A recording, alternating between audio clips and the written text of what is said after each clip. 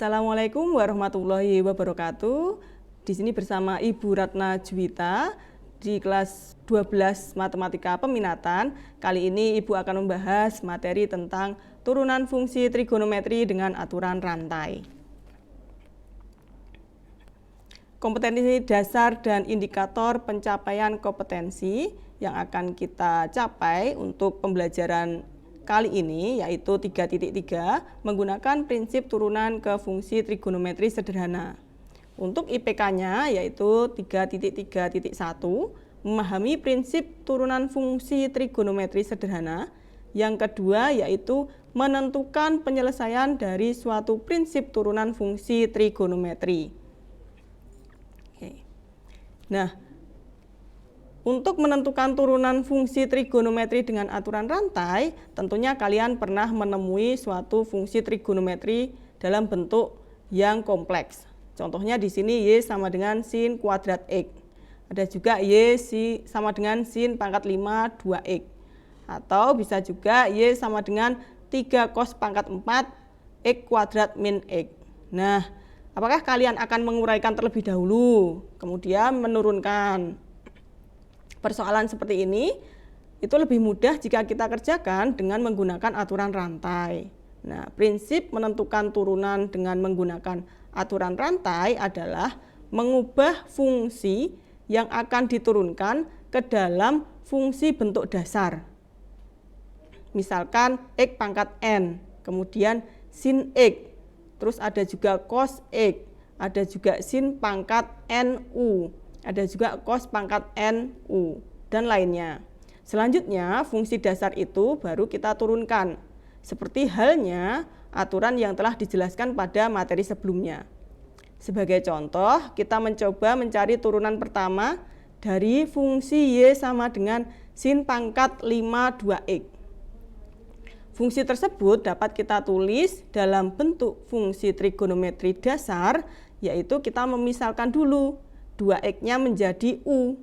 Dengan menggunakan dalil aturan rantai, kita dapat menentukan turunannya. Nah, untuk Y aksen dapat kita simbolkan menjadi DY per DX, yaitu DX per DU dikalikan DU per DX. Dengan Y sama dengan sin pangkat 5 2X, kita misalkan U-nya adalah 2X. Nah, di sini maka dapat kita tuliskan menjadi Y sama dengan sin pangkat 5U.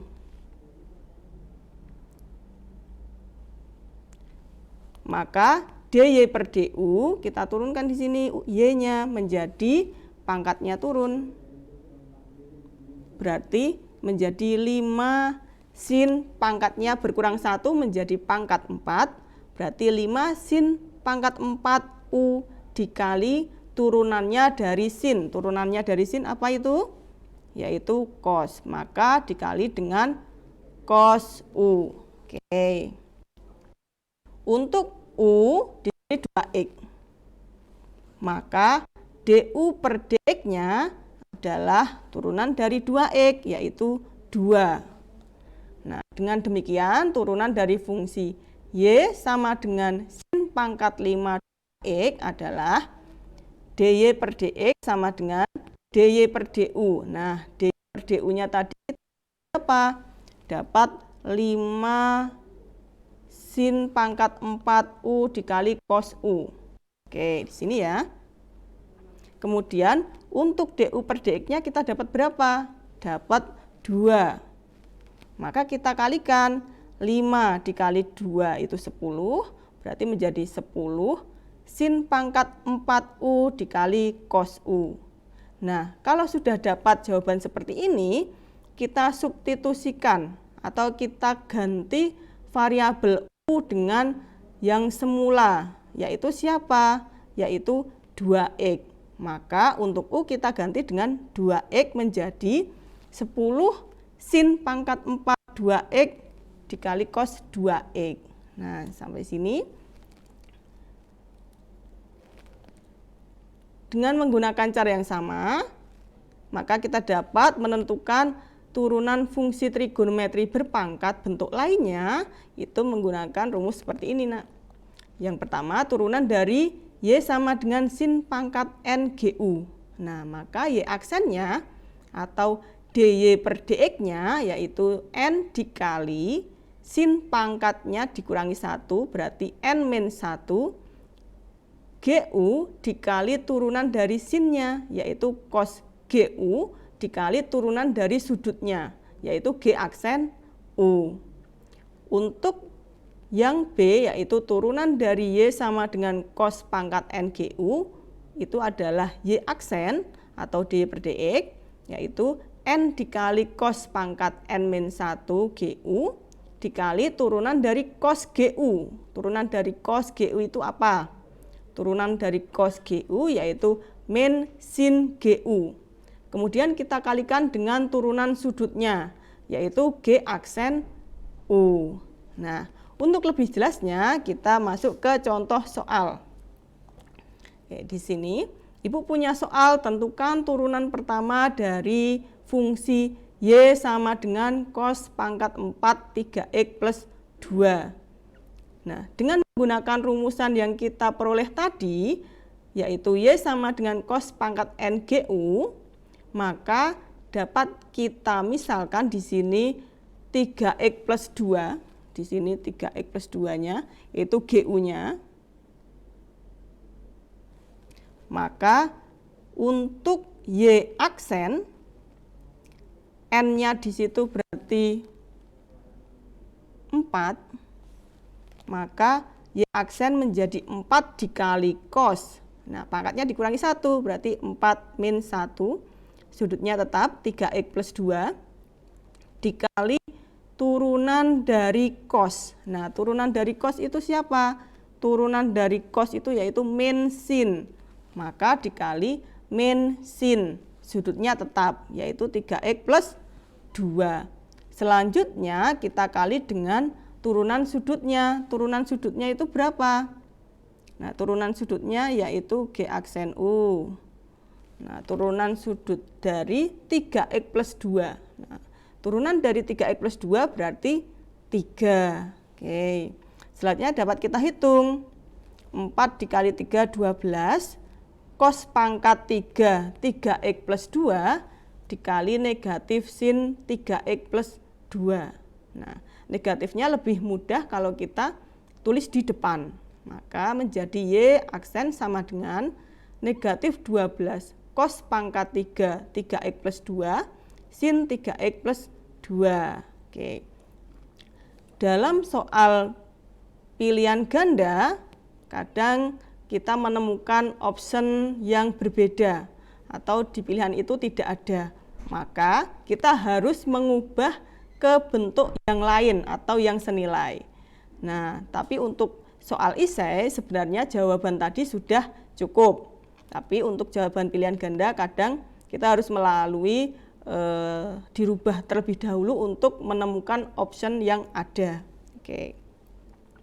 Nah, tadi kita dapatkan bahwa Y aksen sama dengan min 12 cos pangkat 3, 3x plus 2, sin 3x plus 2. Nah, kalian tentunya masih ingat untuk rumus sin 2 alfa atau sin 2A. Sin 2A dapat kita rubah menjadi 2 sin A cos A. Oke, di sini kurang sedikit ya nak ya. 2 sin A cos A. Oke, kepotong. Nah, maka bentuk ini kita uraikan atau kita jabarkan biar mendekati rumus sin 2A.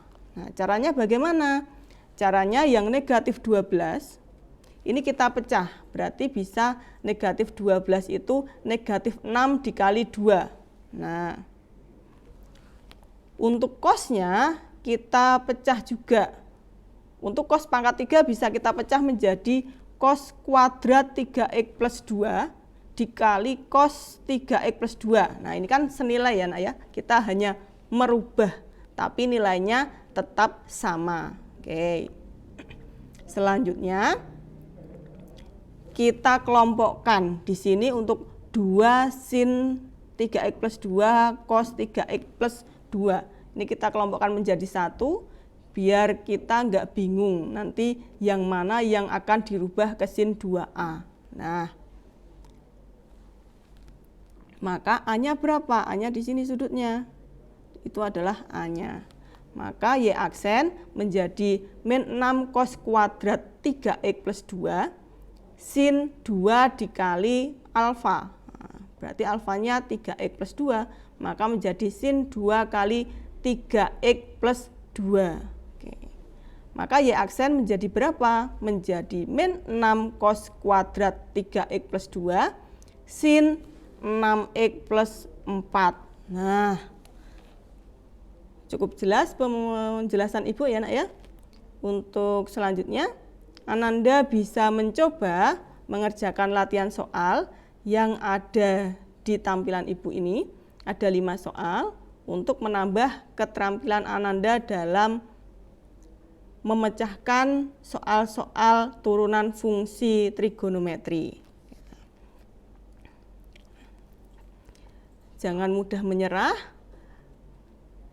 Setiap kesulitan pasti ada jalan keluarnya. Masih ingat dengan salah satu hadis? Ibu bacakan.